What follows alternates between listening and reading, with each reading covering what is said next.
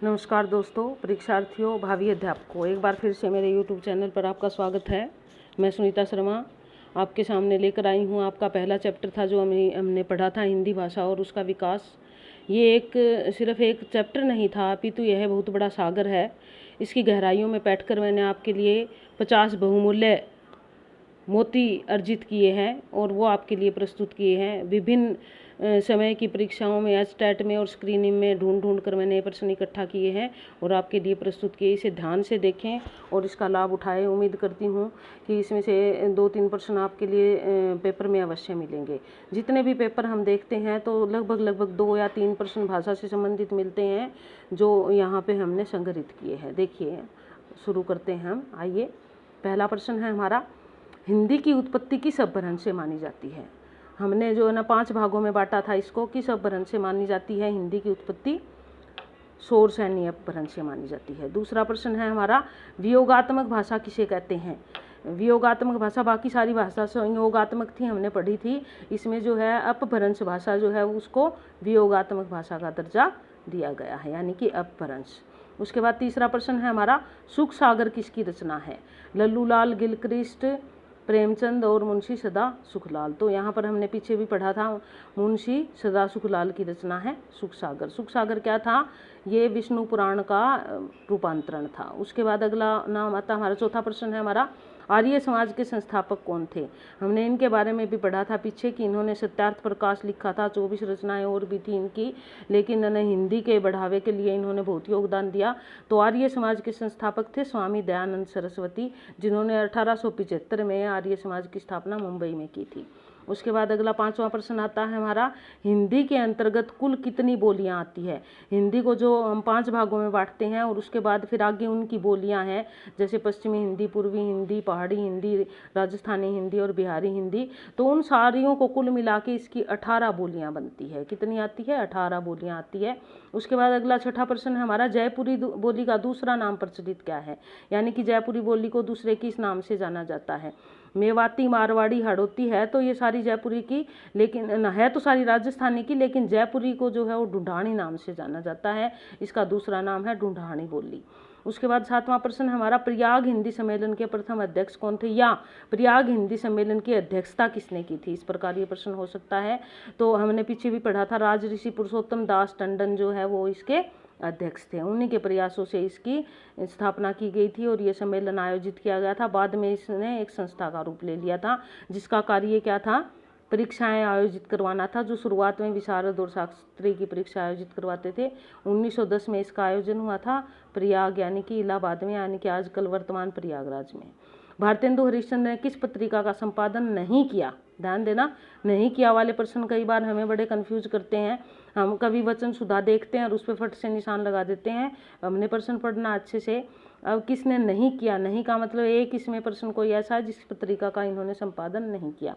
तो सरस्वती कवि वचन सुधा का इन्होंने किया।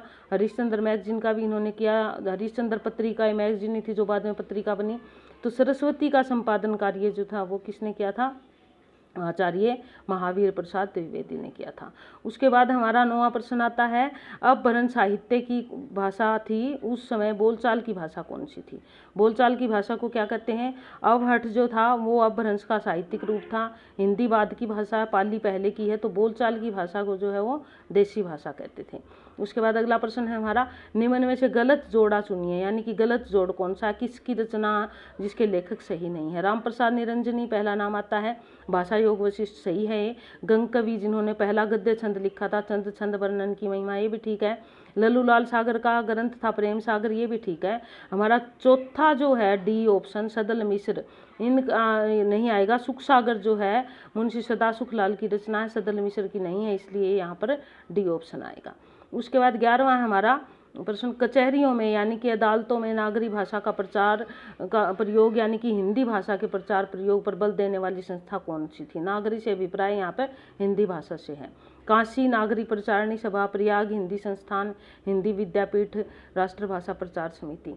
अब इसमें से थे तो सारी ये हिंदी का प्रचार प्रसार करने वाली, लेकिन कचहरियों में जो स्थान दिलाने वाली या उसके लिए आंदोलन चलाने वाली जो सभा थी वो काशी नागरी प्रचारिणी सभा थी। उसके बाद हमारा अगला प्रश्न आता है, सरस्वती पत्रिका के संपादक कौन थे। अगर यह प्रश्न सीधा ही आता है कौन थे तो हम इसका उत्तर दे देंगे सीधा सा आचार्य महावीर प्रसाद द्विवेदी। लेकिन अगर आ जाता है कि सरस्वती पत्रिका के प्रथम संपादक कौन थे, फिर आचार्य महावीर प्रसाद द्विवेदी नहीं आएगा। ये ध्यान देना है, क्योंकि ये 1903 में बने थे और पत्रिका 1900 में प्रकाशित हुई थी। उसके बाद अगला नाम आता है हमारा, 13वां प्रश्न है हमारा, खड़ी बोली का दूसरा नाम क्या है। बांगरू, कोरवी, देसी भाषा, राजस्थानी। बांगरू हरियाणवी को कहती हैं, देसी भाषा आप बरंस को कहते थे, राजस्थानी है ही। अब बच गया क्या हमारे पास, कोरवी। इसका यानी कि खड़ी बोली का दूसरा नाम है कोरवी। अगला प्रश्न है हमारा, देवनागरी लिपि का विकास किस लिपि से हुआ। अब यहाँ पर अगर मूल में हम लिपि की बात करें, बाकी ये सारी लिपियाँ हैं ये इससे निकली हुई है और गुरुमुखी अलग है। ब्राह्मी लिपि जो है उसी से हमारी किसका विकास हुआ था, देवनागरी लिपि का विकास हुआ था।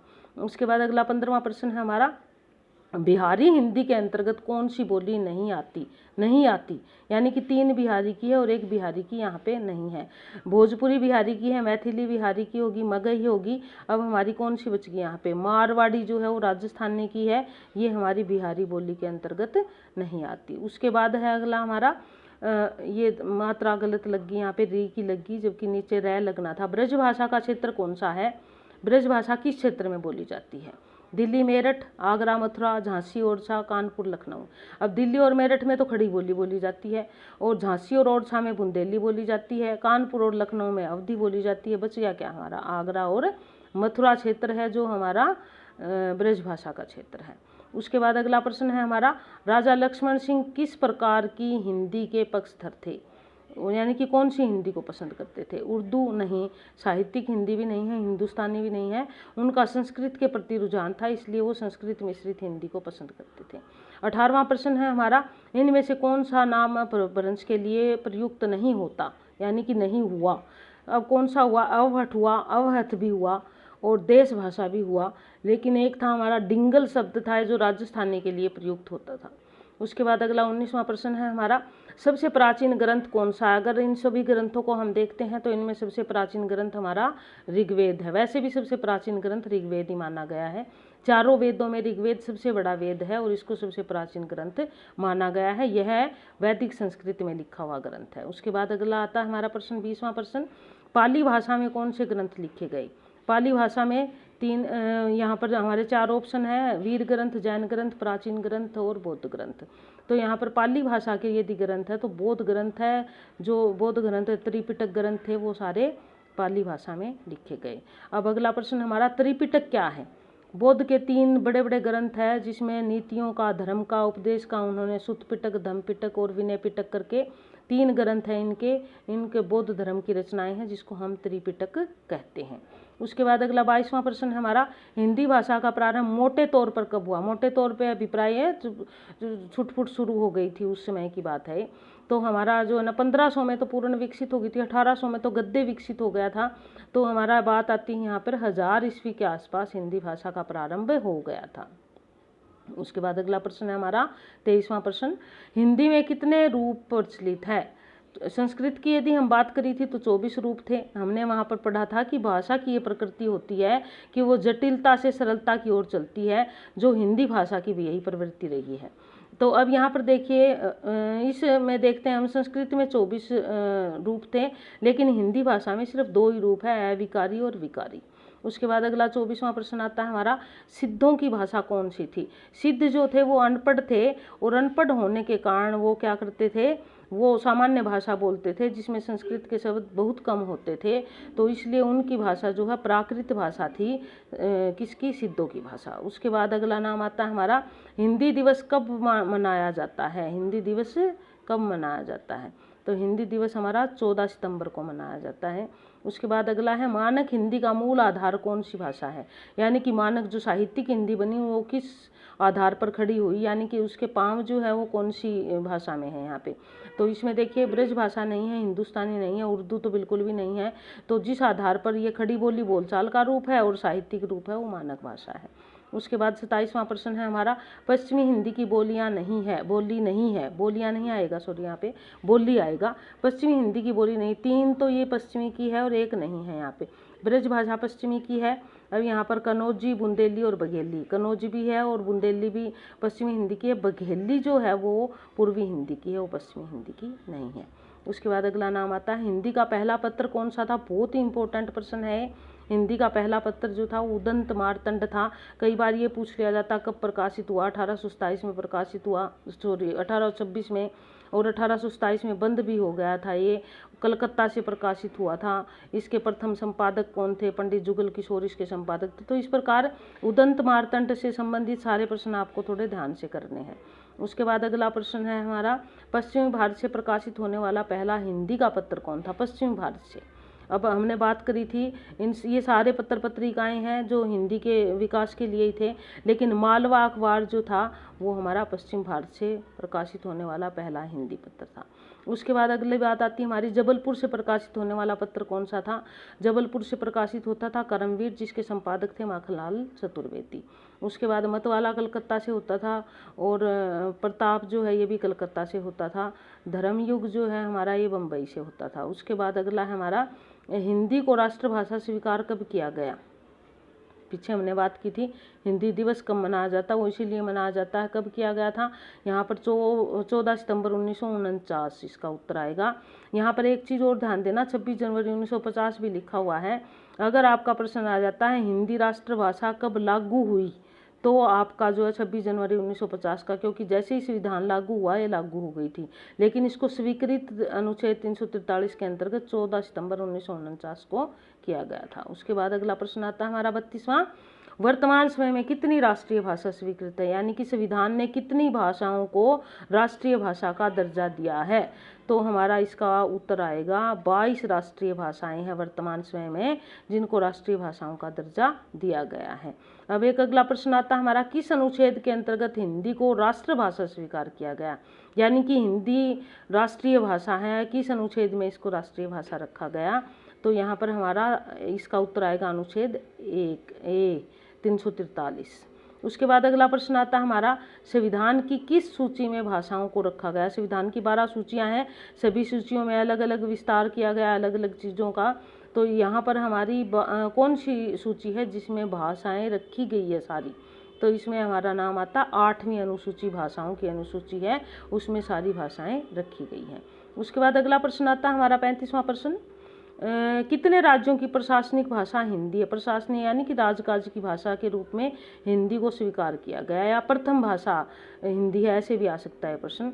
तो दिल्ली समेत 10 राज्य ऐसे हैं जिनकी प्रशासनिक भाषा हिंदी है। उसके बाद जो है हमारा अगला प्रश्न है 36वां, भारत में सर्वाधिक प्रचलित भाषा परिवार कौन सा है। 12 भाषा परिवार है पूरे विश्व की। यदि बात करें तो भारत में 2 भाषा परिवार अधिक प्रचलित है, द्रविड़ भाषा और भारोपीय भाषा परिवार। द्रविड़ की थोड़ी भाषाएं इसलिए अधिक प्रचलित नहीं माना जाता, इसलिए इसका उत्तर आएगा पी, भारोपीय भाषा परिवार, यानी कि भारत यूरोप भाषा परिवार। उसके बाद अगला हमारा 37वां प्रश्न आता है, छठा विश्व हिंदी सम्मेलन कहाँ आयोजित किया गया। ये छठा, 5वां, चौथा, जितने 11 सम्मेलन हो चुके हैं अभी तक। थोड़ा आपको इन पे नज़र डालनी है, मैंने पीछे पढ़ाई है आपको ये। तो इसको देखिए कहाँ हुआ था, लंदन में हुआ है छठा सम्मेलन जो है हमारा। उसके बाद अगला आता है हमारा, विश्व हिंदी सम्मेलन भारत सरकार द्वारा कब से शुरू किया गया, यानी कि भारत सरकार ने कब फैसला लिया कि विश्व हिंदी सम्मेलन मनाए जाएंगे हिंदी को अंतर्राष्ट्रीय स्तर पर पहचान दिलाने के लिए। ये जो है फैसला हमारा जनवरी 1975 में किया, और जनवरी 1975 में आयोजन हुआ था इसका। उसके बाद है हमारा 39वां प्रश्न है कि संविधान का अनुच्छेद 351 का संबंध किससे है। 351 किस से संबंधित है, ये हमारा राजभाषा हिंदी से है। 1965 में अनुच्छेद 351A के अंतर्गत हिंदी को राजभाषा घोषित किया गया था। राजभाषा यानी कि राजकाज की भाषा, लेकिन इसके साथ एक ऑप्शन भी रख दिया था, जब तक भारत का एक भी राज्य हिंदी का पक्षधर नहीं होगा तब तक अंग्रेजी भी उसकी सहयोगी भाषा बनी रहेगी, इसलिए हिंदी राजभाषा होते हुए भी राजभाषा नहीं है। उसके बाद अगला प्रश्न आता है हमारा, फोर्ट विलियम कॉलेज की स्थापना कब हुई थी। बहुत इंपॉर्टेंट प्रश्न है ये भी, कब हुई थी, 1800 ईस्वी में हुई थी फोर्ट विलियम कॉलेज की स्थापना। अगर आ जाता किसने की थी, तो प्रोफेसर गिलक्रिस्ट थे जो इसके संस्थापक थे। उसके बाद अगला प्रश्न आता है हमारा 41वां प्रश्न, हिंदी के विकास में अपभ्रंश का योगदान नामक ग्रंथ, ये ग्रंथ है अपभ्रंश का योगदान, ये जो है ना हमारे यहाँ भी इसको कॉमे में बंद कर देंगे हम। अपभ्रंश का योगदान नामक ग्रंथ के रचयिता है कौन है? इसके रचयिता है डॉक्टर नामवर सिंह। उन्होंने पूरे अपभ्रंश पे एक पूरा ग्रंथ लिखा है। उसके बाद अगला 42वां प्रश्न आता है हमारा, साहित्यिक अपभ्रंश को पुरानी हिंदी किसने कहा? ये भी बहुत इंपॉर्टेंट प्रश्न है, कई बार पेपरों में पूछा जाता है।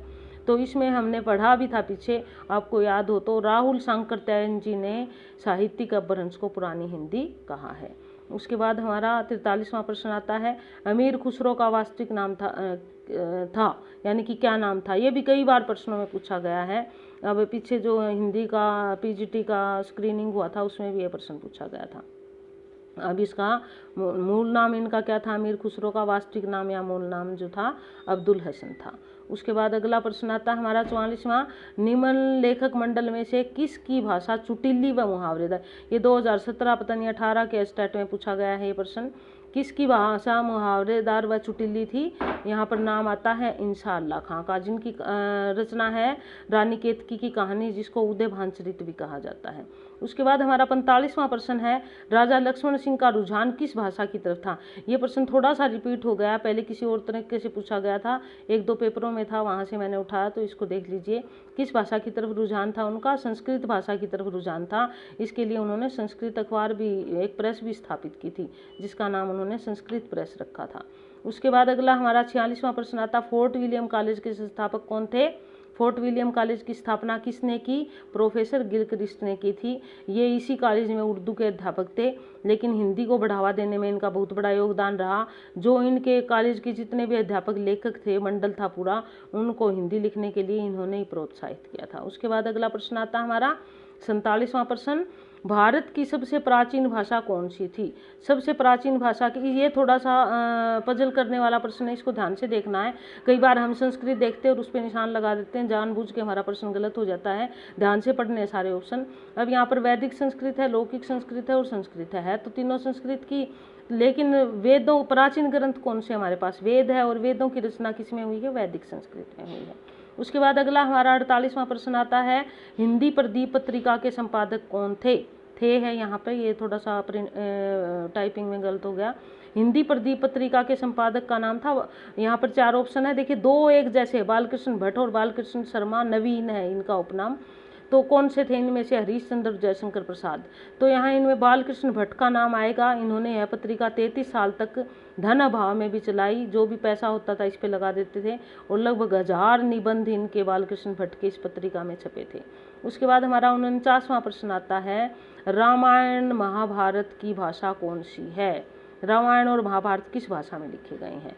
यहाँ पे आता है हमारा संस्कृत। ध्यान देना, अवधी भाषा भी दी गई है यहाँ पे, लेकिन अवधी में रामचरितमानस लिखा गया। रामायण वाल्मीकि की जो रामायण है और महर्षि वेद व्यास का महाभारत है, वो लौकिक संस्कृत में लिखे गए हैं।